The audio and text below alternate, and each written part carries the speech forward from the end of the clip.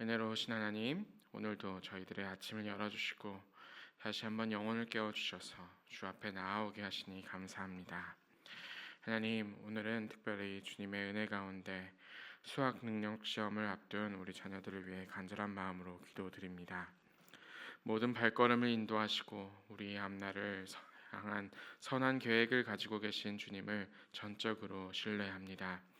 수험생들의 인생을 향한 주님의 놀라운 계획을 신뢰하며 이 시험도 그들의 삶에 주님께서 예비하신 여정의 한 부분임을 고백합니다.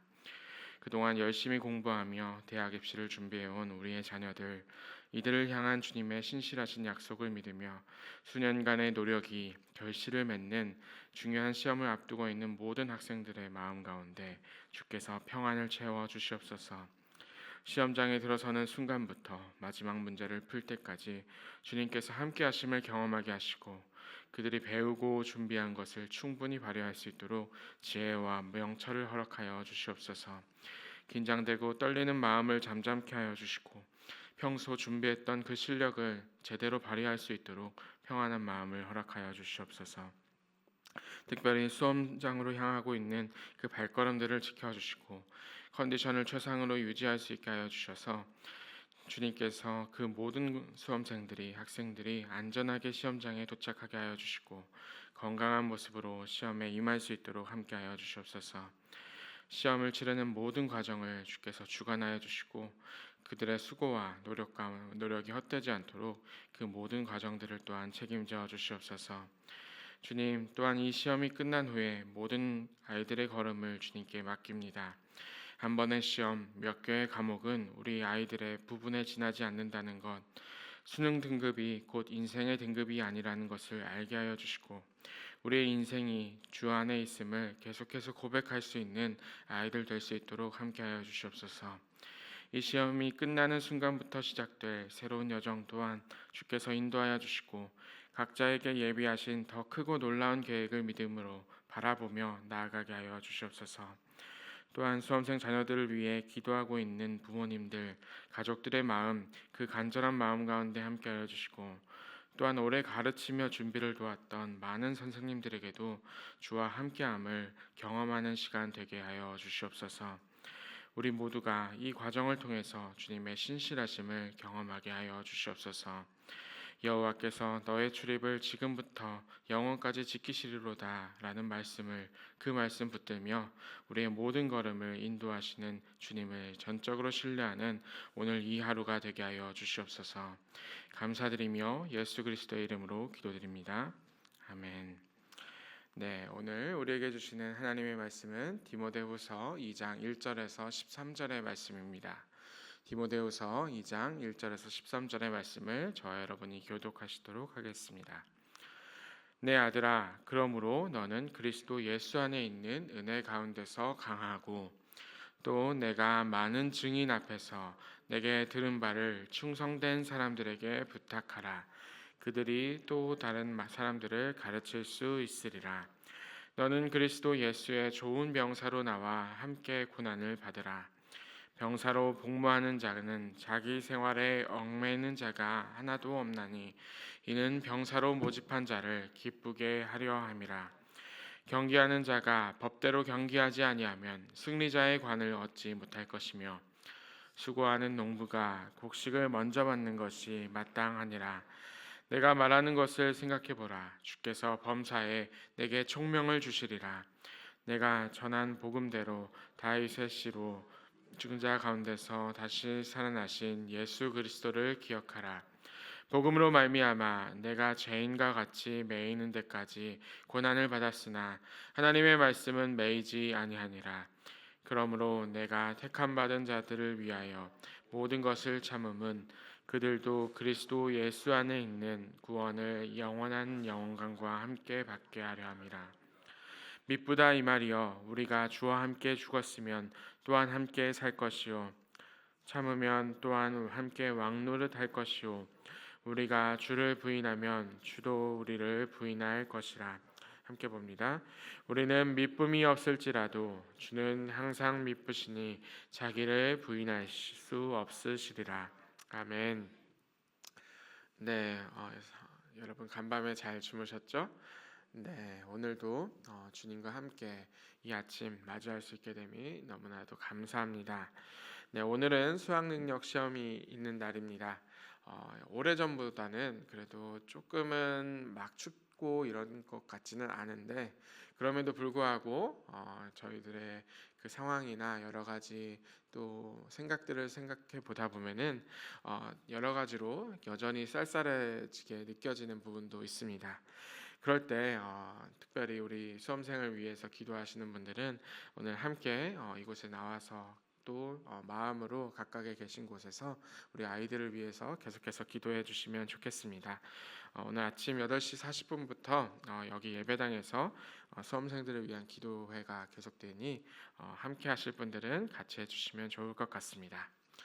네, 자 어제에 이어서 우리는 디모데후서의 말씀을 계속해서 보고 있습니다. 오늘의 말씀은 디모데후서 2장의 말씀인데요.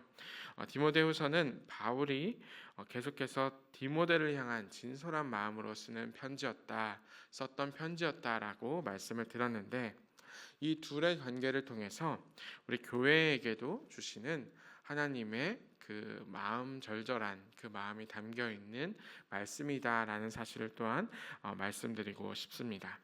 그래서 오늘 말씀에도 하나님께서 우리에게 분명하게 계속해서 강조하고 계시는 그 마음의 일부분이 드러나 있는데요. 오늘 말씀 서두의 1절과 2절의 말씀입니다. 내 아들아, 그러므로 너는 그리스도 예수 안에 있는 은혜 가운데서 강하고 또 내가 많은 증인 앞에서 내게 들은 바 충성된 사람들을 부탁하라. 그들이 또 다른 사람들을 가르칠 수 있으리라. 아멘. 그러므로 너는 그리스도 예수 안에 있는 은혜 가운데서 강하고, 이 강하고라는 마음 가운데 하나님께서 주시는 그 마음이 오늘과 내일 본문에 아주 자세하게 드러나 있다라고 말씀을 드리고 싶습니다.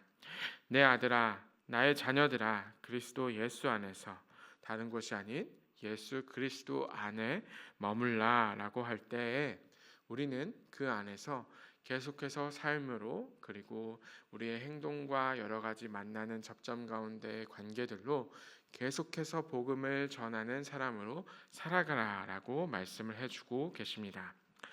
예수 그리스도 안에 있는 복음, 그 복음과 그 은혜로 살아가는 사람들은 계속해서 복음을 드러내면서 살아갈 수 있게 되는데 어제 말씀으로 드렸던 그 말씀 가운데 이 복음을 가지고 있다라고 하면은 고난 또한 부끄러워하지 않고 받아들일 수 있게 된다라고 말씀을 드렸습니다. 그렇게 이제 부끄러움 가운데 받아들이지 않고 당당하게 이 복음을 들고 나아간다라고 하면은 그리스도의 일꾼으로서의 삶을 살아갈 수 있게 된다라고 말씀을 드리고 싶습니다. 그래서 오늘 본문에는 이 복음을 전하는 자로서의 그리스도의 일꾼으로서의 모습을 세 가지 비유로 들어서 이야기를 해주고 계십니다.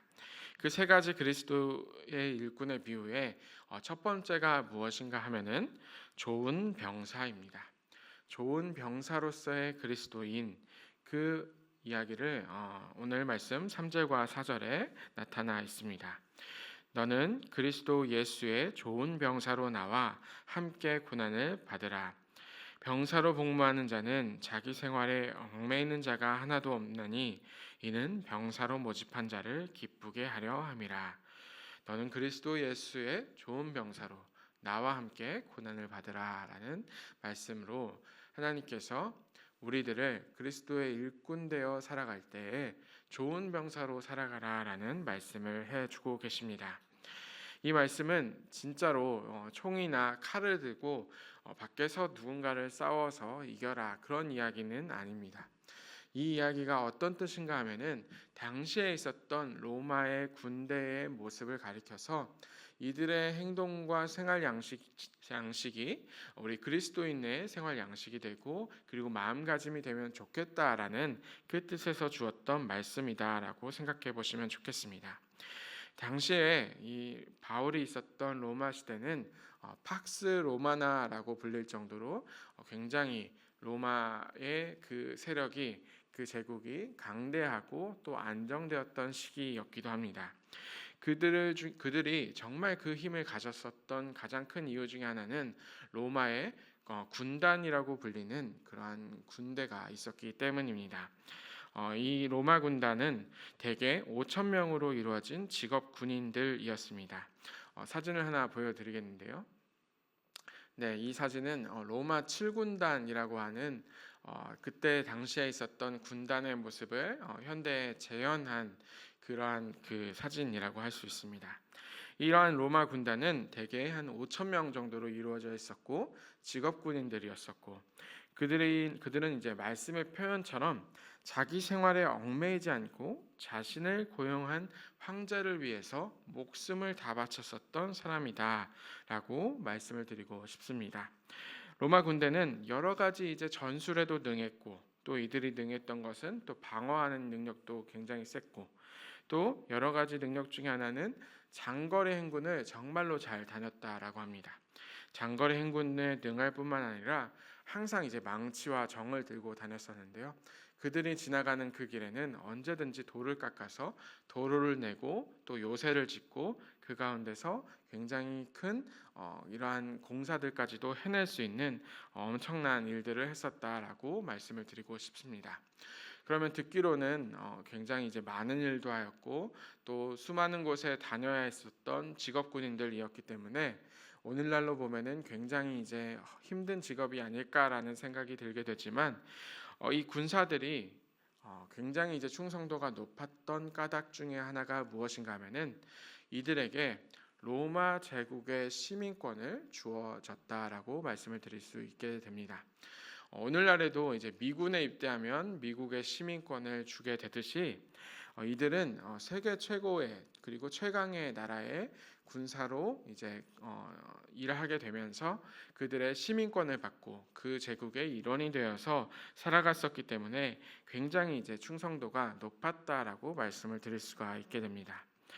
그리스도 예수 안에서 그 은혜 가운데 좋은 일꾼으로서 군사, 좋은 병사가 된다는 뜻의 다른 의미는 하나님 나라의 시민권을 받는다라는 뜻과도 같게 됩니다.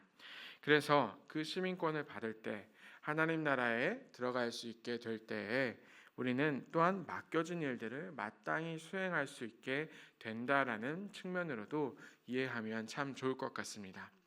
그리고 이렇게 우리가 좋은 병사로 살아가다 보면은 결국에는 하나님 뜻에 따라서 움직이게 되고 그 뜻에 따라서 많은 것들을 하게 될 때에 참된 기쁨이 있을 수 있다라고 이야기를 하게 되는 것입니다. 그리고 그리스도의 일꾼 두 번째 모습으로 주어진 그 비유가 무엇인가 하면은 운동선수입니다. 5절의 말씀인데요. 경기하는 자가 법대로 경기하지 아니하면 승리자의 관을 얻지 못할 것이며, 여기서 이제 경기하는 자가 그 로마 제국 당시에 그 운동 선수들을 지칭하는 표현입니다. 로마 시대에 가장 유명했었던 그 스포츠 운동이라고 하면은 뭐 검투술도 있게 되고 뭐 올림픽을 이어서 한 것도 있겠지만 가장 유명한 것은 여러분들이 예전에 많이 봤었던 그 배너의 장면처럼 전차 경주가 굉장히 유명했다라고 합니다. 그 중에 로마 시대에 가장 유명했었던 스포츠 스타 중에는 디오클레스라는 사람이 있는데 그는 대략 이제 4,257회의 경기에 출전해서 1,400회가 넘는 경기를 우승했다라고 합니다.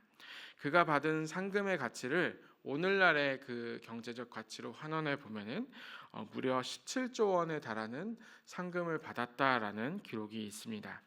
근데 이 운동 선수들에게 가장 중요한 것 중에 하나가 무엇인가 하면은 오늘날에도 이게 계속해서 내려오는 그러한 정신 중에 하나인데 그것은 모두가 다 동일한 법과 규칙대로 그 경기에 임했을 때 그들은 탈락하지 않고 그 경기 가운데서 그 경기를 마칠 수 있게 됩니다. 이것을 하나님 나라의 백성들에게 이어서 말씀을 드리면 하나님 나라의 백성들이 그리고 그리스도의 일꾼들이 동일하게 이 운동선수로서 역할을 하게 되려고 한다면 하나님 나라의 그 규칙들, 법을 지켜야 합니다. 그 법이 무엇인가 하면은 바로 말씀들입니다. 이 운동선수들이 법대로 하여서 경기하지 않으면 승리자의 관을 쓸 수가 없듯이 그리스도의 일꾼들은 말씀의 법대로 우리의 삶을 살지 않으면 그것을 취할 수 없게 된다라고 말씀을 드리고 싶습니다. 그렇기 때문에 우리는 운동선수로서의 그러한 삶을 비슷한 그러한 마음을 가져야 된다라고 말씀을 드릴 수가 있게 됩니다. 그리고 세 번째 그 비유가 무엇인가 하면은 농부입니다. 그리스도의 일꾼 세 번째는 농부인데 6절의 말씀입니다. 수고하는 농부가 곡식을 먼저 받는 것이 마땅하니라. 성경에서 보여지는 농부의 이미지들이 몇 가지가 있습니다.